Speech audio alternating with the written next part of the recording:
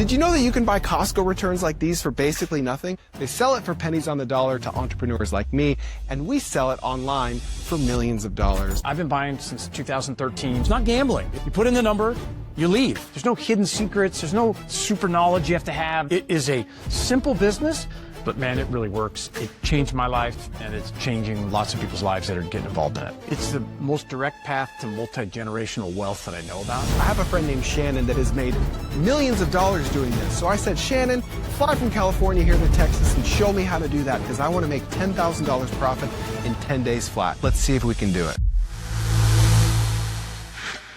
All right, Shannon, we've got some pallets in here. I'm excited. I can't wait to see them, dude. All right. So I would imagine that some people are seeing this thinking, oh, I need a ton of space to do this business. Right. Like, what would you say to that? Total misconception. You know, we got 2,200 people in our mastermind. Most people do it out of the garage. This is like 18 pallets of appliances. Definitely could fit it inside your garage. Yeah. I like the garage too, because it gives you a little front of mind pressure, because you see it every day, or your spouse has to trip over it and they're like, hey, what's going on? Are you making progress? So I think it kind of moves you forward. So, I mean, more fortunes are started in the American garage, man, than anything. I love it. That. Well, even a 10 by 10 storage unit's like $100. Yeah. First month free.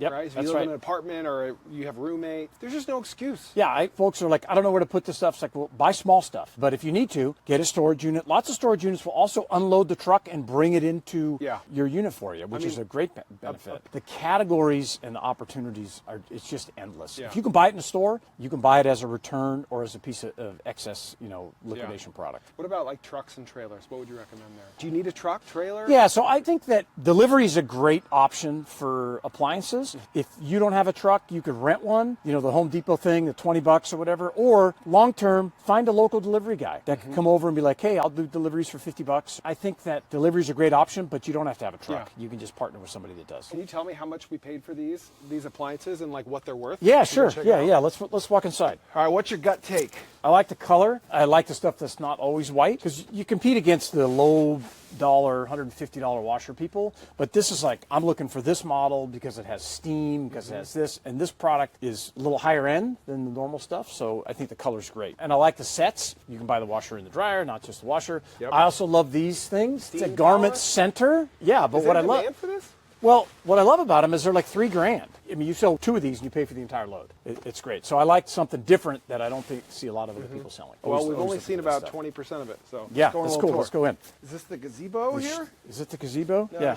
That's the shed? No, this is a gazebo. That's a gazebo, and there's another box over here. This is like $3,000. Yeah. Storage sheds. Those are like $1,200. Garage shelving. More washer dryers. Rockers. Stuff's in great condition. They're recliners, right? Okay, so this is great. My wife, I sent her a video, and she said she wants that for the front porch. Yeah. The beauty of buying a lot of stuff is you're always finding stuff you're like, oh, I'm going to keep this. It's a treasure hunt. There's another shed here? More sheds. Yeah. And the sheds are gold. You don't want to put them together because it's like 1,000 screws in there. But when you see them like this, when they're in the box, that's perfect, right? Because then you're like, hey, come pick it up. They're definitely in demand. Yeah. It's terrific. Second gazebo, which I love because that's one listing, right? Yeah. That'll save me time. That's right. Some Blackstones. A couple of Blackstones, which I think are great. These you're going to have to clean up a little bit. You've got a grease bucket. It came with free grease. That's tallow, Chris. Oh.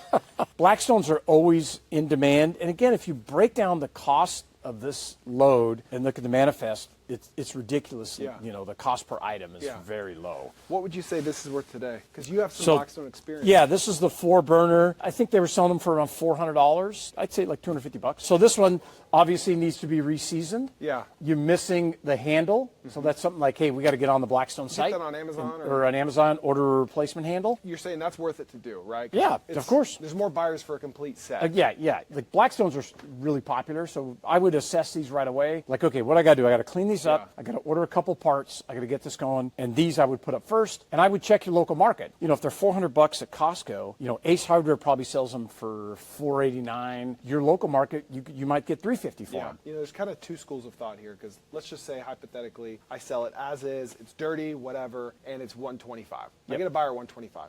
And then let's say these knobs are $20, so we're at $145. We clean it up a little bit, it's worth $200. So you got some added value there. The other argument, which completely contradicts that, is sometimes people want to think that they're getting a deal, and so they look at the price through that lens, right? So it's like, hey, I've got this Blackstone, It's priced because it doesn't have a knob. It's priced It's a accordingly. reason, right? Like some of these appliances that'll have scratches, share that. Right. And everybody wants a deal, and they want to justify it in their head, like, well, why is it this price? I would have this one sitting right next to it when you sold it, because the guy comes and goes, oh yeah, this thing, I want this one, it's $300 or whatever, and you got this one, and you're like, well, this one needs a little bit of work, I'd let it go for $250. Yeah. It also goes to show like how important the framing is, like the messaging of my ad. Because if I post this, I'm like, hey, it's missing a thing, and I kind of like downsell it, then people are like, oh, it sucks. Yes. But if I go in there saying, hey, it's priced aggressively because of the missing handle. That's right. Like both of those scenarios at the same price, you're going to get so many more takers when you're just like, I know what I got. It's priced as and you is. can go look at it right now. It's on the Costco website or Ace Hardware. You say, look, here's the link. You can go take a look at it. Come over here and save a couple $100. Yeah. No sales tax either. 8.25% here in Texas. Is that right? Yeah. Oh, yeah. They'll save that. All right. I love So we got this patio furniture. Came with an umbrella. I think the umbrella's up there. Yeah. If I were to buy this full set brand new from Costco, what would you think this costs? About $1,500. The table weighs a ton. The the quality is good. So would you list this as new or almost new? I would list it probably like new. Like new. Yeah. Okay. I would list it like new. What would you price this at, and then what would you expect to sell it for?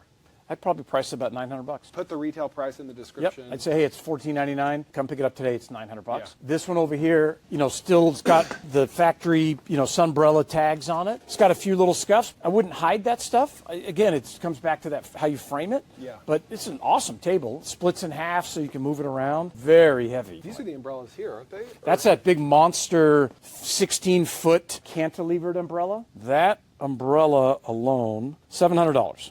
The big gazebo that you got, $2,600. This patio furniture, Paradise Island, $2,400. This one, $1,799. And then what do we pay per unit on these again? The whole deal was $2,600. For how many units? 12 units. Wow. Including Okay, the sheds. So you're at what? $200 a unit, Yep. including shipping, including That, everything. yeah, that included everything out the door. So $3,400 gazebo. $3,400 for gazebo. $200. $200. $1,800 set for $200. $200. Cool. Now over here we've got a brand new of the garment steamers. This is a wash tower, which is the washer and dryer together. They stack on top of each other. The condition of this stuff is used good, which means it's a customer return. They're not testing this stuff in the warehouse. They're looking at it going, yep, that's okay, came Looks back good. in, looks good. I mean, this still has the factory stuff. I don't even think anybody opened this one. Yeah. So this is a good representation of what you'll get. Could just be buyer's remorse. Yeah, buyer's remorse, didn't fit, undeliverable, huge. Could have come directly from the manufacturer. Costco doesn't want it back, so it winds up here. So you get a mix of stuff that looks brand new like this, and then, you get stuff like, okay, looks great. Maybe there's a few scratches or something like that. There's some stickers on the back that were taken off. It's a good representation. Do you remember what the categories are, the official categories? Like used good, that's Oh, yeah. like an official B stock category. How does it go? Yeah, so there's new, which is brand new product, never sold. Then there's like new, which may have stickers or some signs that it was on the showroom floor or in the warehouse, something like that. Then there's used good. The next one is used fair, which is like there's some issues. I don't recommend used fair. Some of the stuff we were looking at was used fair, wasn't it? Yeah, I think the sweet spot is the used good stuff. The customer returns, I think there's more profit in it. If you're just getting started, some of the categories like new, you can definitely make profit on if you want to take small steps to figure, get into this business. And then they also have a category called mixed, which I do not like because it could be anything. Salvage. Could be 96% poor. Yeah. There's a reason it's there. Yeah. Because obviously they are trying to get as much return on their investment as possible. Yeah. So they want to grade it as high as they can, but not disappoint the buyers. Yeah. Because they don't want to have disputes. Yeah. They don't want to have somebody goes, I bought this stuff, you said it was good, Yeah. but it's not. And the key thing to understand too, there's nobody testing this stuff when you buy it.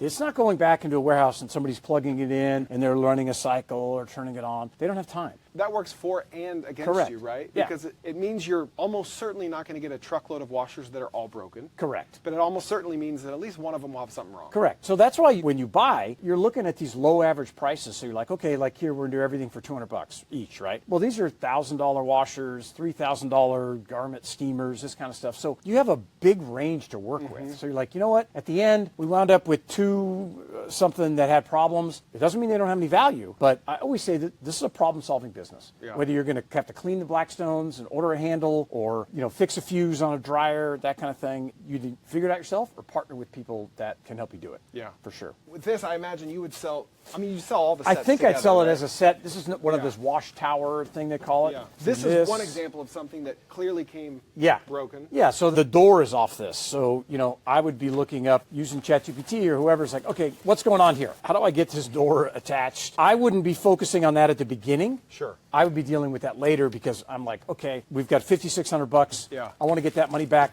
by the end of next week. Let's move the stuff that's in demand. Tell me how you look at this, because I like to say focus is overrated, momentum is underrated.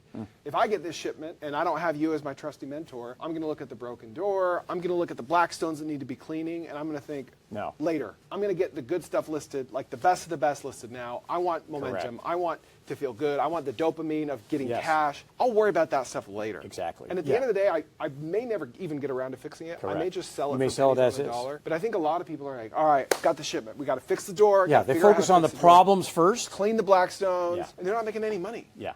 You're right, and you want those quick wins. Like this stuff shows up, fired up, plug it in, great. I want these Samsungs listed today. I'm taking video, because you always want to have video in because it elevates you in the search function and if you're selling a marketplace. Yep. You want to be rewarding yourself for the stuff because you're going to make that first sale. You're Yeah. gonna be like, I'm stoked. I sold this thing for $500, and Yep. that's 10% of my investment. I sold one. You don't want to be like, oh my gosh, now I got all this stuff. I got to clean it. I got to do whatever. Human nature, there's a tendency to focus on the problems. Yeah. But really focus on the opportunities.